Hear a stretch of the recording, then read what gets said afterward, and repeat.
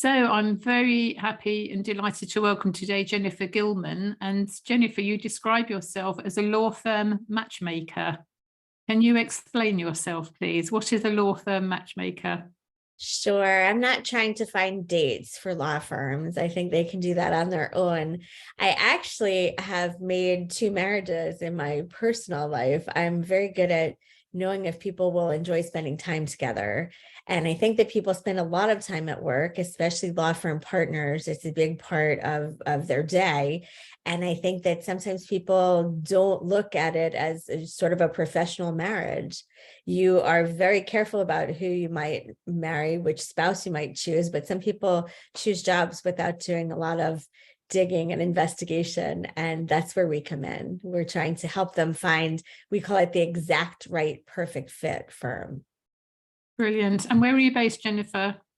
I'm based in New Jersey, but we do our work nationally in the US. Cool. Okay. And with the matchmaking side of things, it really is important, isn't it, to be happy in the role that you're in, whatever, whether you're a large firm, small firm. I know you typically deal with rainmakers. So for the audience who may not have heard the phrase before, other than maybe in the John Grisham book, what is a rainmaker? Sure. And the reason that we focus on rainmakers is that I'll describe who they are, but they create their own opportunities. So they have the most choices in the market. And we thought if we were able to help those people, it would help the entire the culture of the law firm. So the rainmakers are those experienced lawyers who are able to attract clients. So it's called having a book of business or having portable business. It means that you have clients who like you so much that they would follow you to another firm. If you're a rainmaker, your current firm generally wants to treat you a little bit better because they don't want to lose you, because the clients will follow you. And there are no non-competes for lawyers in the US. It's unlawful. So lawyers can change jobs every day of the week if they want to. So if they have that really strong client base and the clients will follow them wherever they want to go, then they have a great degree of control over their own careers. And we think that there are a lot of those people who are brilliantly successful, the type of people that I used to be jealous of when I was still practicing law, with the corner office and the big book of business and people falling all over themselves, wanting to talk to them. A lot of them are desperately unhappy underneath it all. And we find that it's so easy for me to see that whatever's going wrong at the current firm can be fixed by moving to another firm, but they're very busy and overworked and stressed out already, and they just end up feeling stuck and feeling like the evil they know is better than the evil they don't know, and they stay unhappy for a longer period of time than you would expect. I know, and it seems so ridiculous because we're talking about intelligent people, and to be continually putting yourself through the mill in a situation that you're not happy, it must have a detrimental effect on your performance, your efficiency, your productivity, billable hours, etc.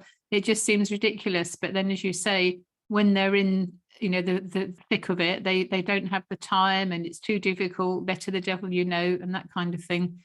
Interesting about the non-compete. I wasn't aware about that because in the UK, we have non-competes for virtually everything, even hairdressers. Hairdressers can't take clients. So look, for lawyers, I mean, that's quite remarkable. And well, we have the same here in the US. There are non-competes for people who work at McDonald's or people who have much lower level jobs where you would think they don't know a lot of secrets about the company.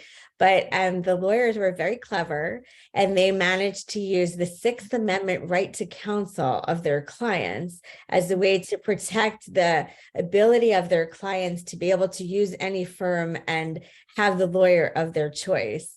And they're about the only profession that doesn't have a non-compete in the US. Wow, as I said, very clever people, very clever, but stupid in some respects. We were talking before we came on camera about the health of lawyers, and it seems to be the more senior the lawyer, the more likely they are going to be ill. And there's some very sad statistics around at the moment about suicides. And you mentioned an article that's come out recently, that they're quite high, the highest of the professionals.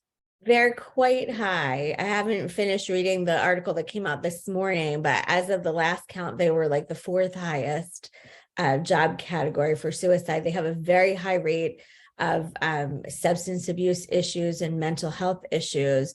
And even for the lawyers that don't get to that point, they don't have the opportunity to take care of their own health very well. They're billing by the hour. So as junior lawyers, that's prized how many 7-day weeks they can work round the clock with very little sleep. They give up, sleeping a normal amount of time every night. They give up working out every day or getting some form of exercise, eating healthy food. They end up sitting at their desks 16 hours a day, eating takeout. And that's why you read about some of these lawyers who have a heart attack at their desk at 40.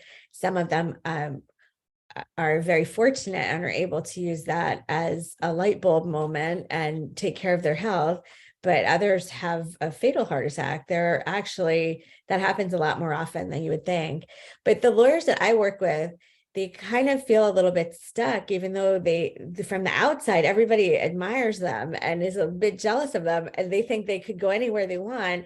They feel like, well, I'm already so busy. I don't even have time to look for another job. And I have all of these expenses. I have kids in private school and a big house mortgage to pay for and all kinds of things to, keep up with my lifestyle. I don't have any other choices.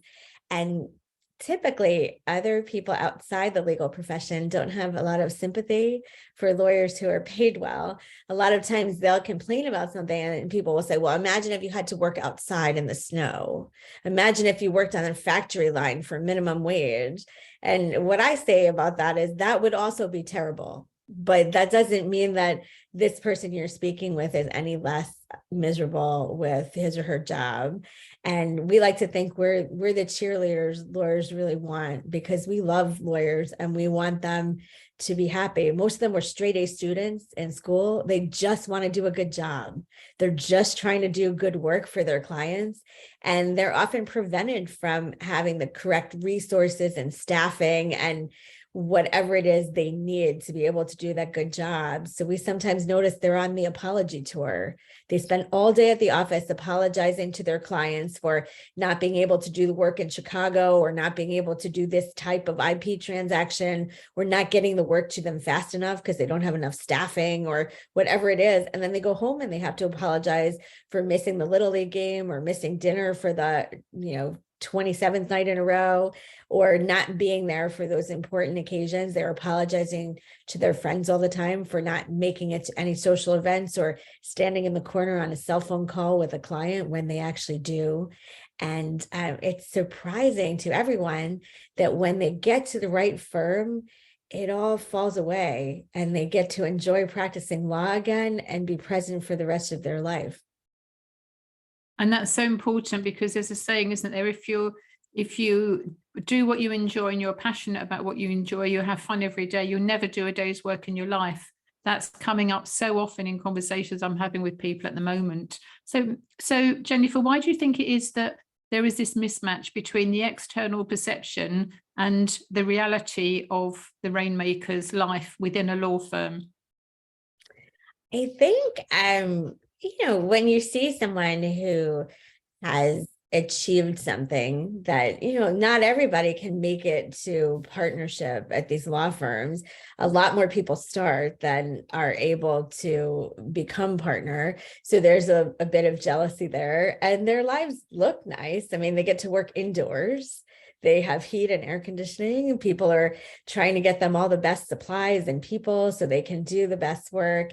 But sometimes it's hard to tell that law firms are very different from each other in the individual experience that you would have. So if you're a real estate attorney at a firm that changes managing partners and decides all of a sudden they want to become the cybersecurity experts, and they take away your marketing budget and they take away your associates, and they tell you can't go to the very important annual conference where you normally see all your clients, and they tell you that they're rebranding the whole website and it's only going to talk about cybersecurity, not about real estate. And, all of these things are going to happen. It just makes it impossible for you to be a really effective real estate attorney at that firm. And you just need to be at a firm where they value your practice. And they're all different firms, even the very top firms. Some of them have more corporate lawyers, some have more litigators, some have, more international offices, some have only one office in New York. And there are so many differences that whatever it is that's missing from your firm can usually be found at another top firm. It's just hard because they're so busy and so stressed out already. They don't have the bandwidth to take on one more big research project to try and figure out the whole legal industry. And that's where we come in. That's what I do. That's part of my everyday, is keeping up with what's going on in the legal industry. What are the top practice areas, top geographic areas? What are these firms doing? What merger is happening? What are the growth areas? How can you pivot to, do something else if your area of practice is a bit slow? And most lawyers only know the firms where they have a friend from law school, or they've been opposite them in a case or something like that. They don't make a full-time effort to get to know the market. So we can help. And then that's brilliant. Your service is excellent. Several people have told me about how you help attorneys, and the culture is really so important, isn't it? And the values, because if the individual's values are clashing with the organization values, I mean, that's a huge red flag to start with, isn't it? But how would you necessarily know about the culture? That's presumably part of the research that you do and what you know innately with all of your years of experience. That's fabulous. And the other part as well, as you mentioned, different types of lawyers, real estates and litigators and so on. They're all different animals, aren't they? Different personality types, different energy levels, the whole bit. So sometimes it's being in a different part, a different silo within a firm as well can make a difference, as well as the actual firm itself. Definitely. And sometimes you can tell what a firm values or prizes by where they put their money. So sometimes there's a lawyer who is very, very skilled, but not as much of a business generator. And they want to go to a firm where there's plenty of work to do, but they need that really sophisticated analysis that only this attorney can bring. And some other lawyers are great rainmakers, but they don't want to be at the office 7 days a week. They want to earn money from all the clients they're bringing in and, be at the office a little bit less so that they can be doing business development activities out in the world instead. And sometimes there's a mismatch between, the firms where they land. I'm working with a young partner now who is showing a lot of real promise as a rainmaker, and his firm is almost discouraging him from bringing in clients, even though he's only been a partner a few years, and he has probably more business than some of the really senior people at his firm, but they're giving him such a small percentage of what he brings in. And they're encouraging him to work on other people's work and just bill more time and do other things.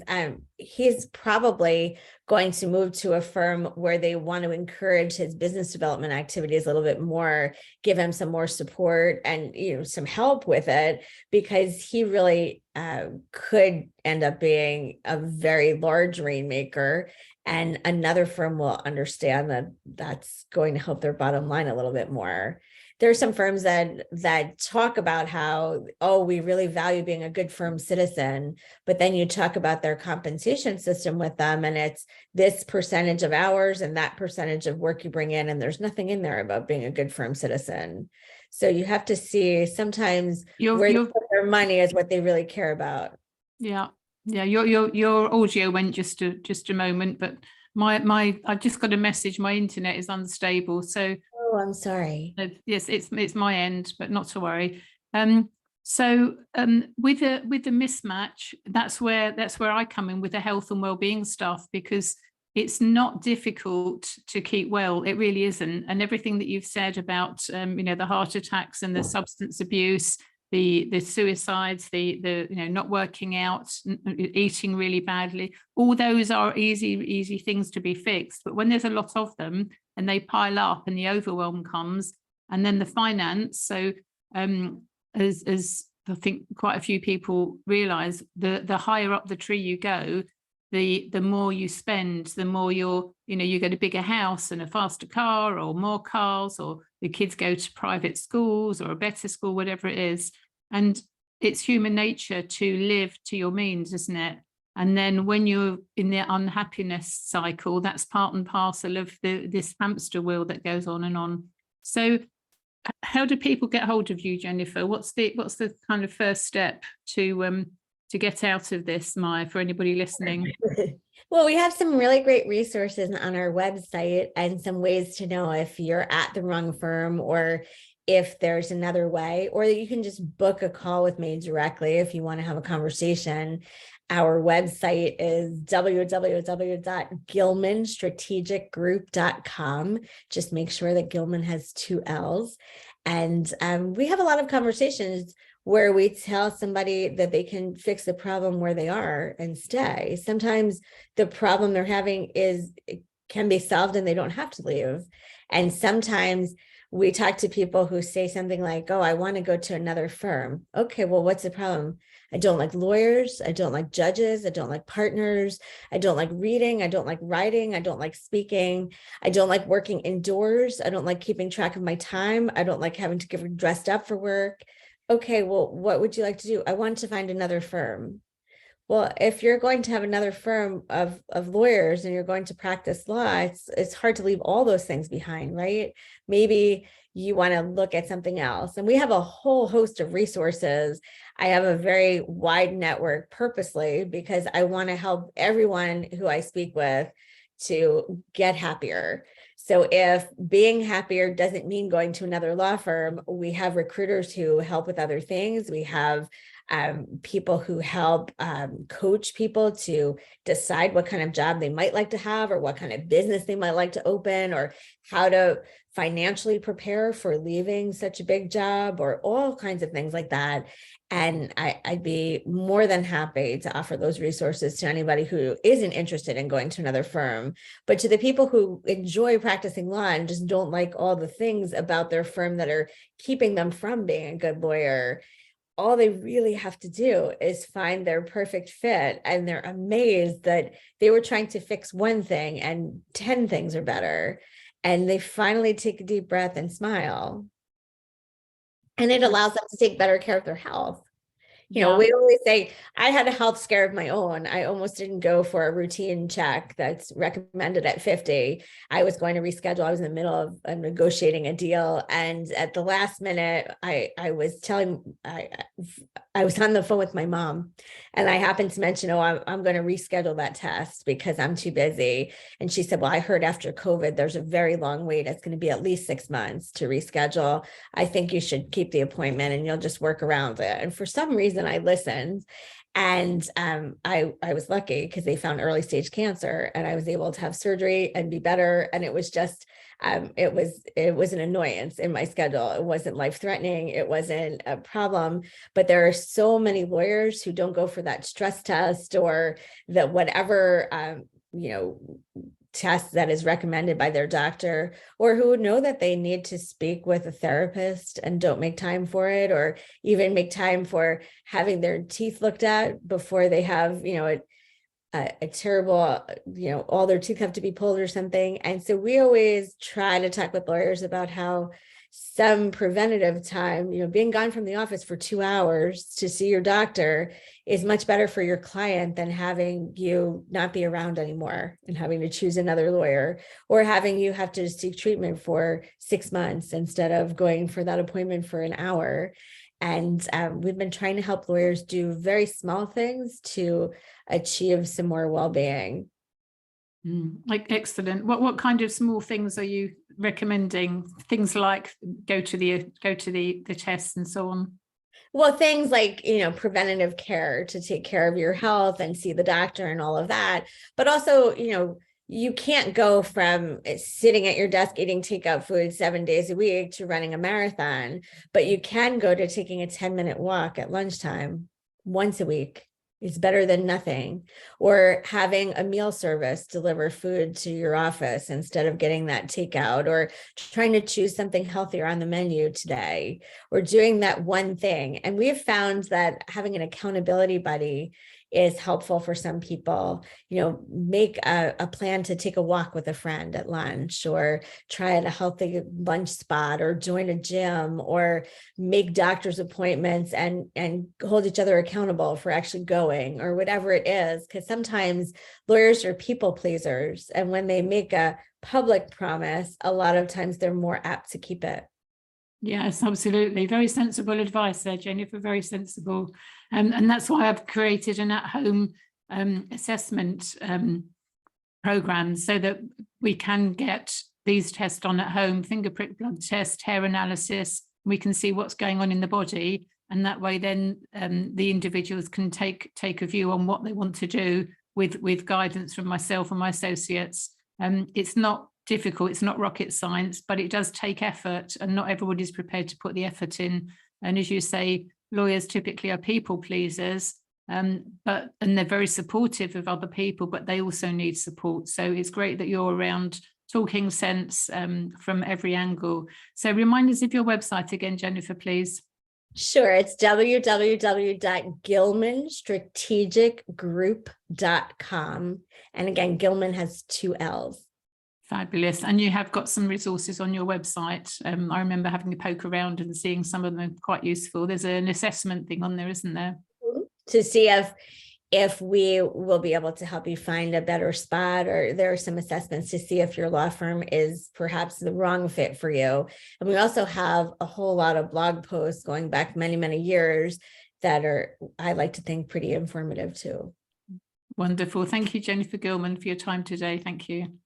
Thank you very much for having me, Elaine.